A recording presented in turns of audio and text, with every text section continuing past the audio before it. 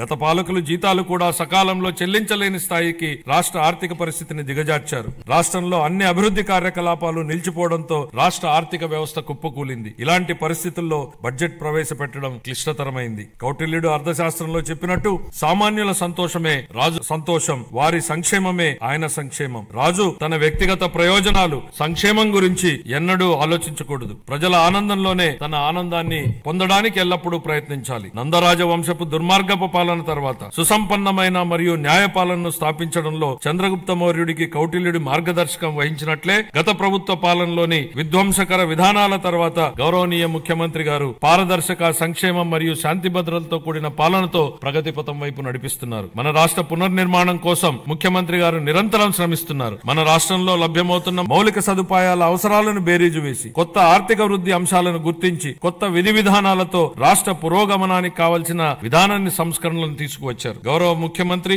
శ్రీ నారా చంద్రబాబు నాయుడు గారు మన రాష్ట్రాభివృద్ధి కోసం 1990వ దశకంలోనే విజన్ 2020 డాక్యుమెంట్ ను రూపొందించారు. అప్పటి ప్రతిపక్షాలు ఆ ఆలోచనని విమర్శించాయి.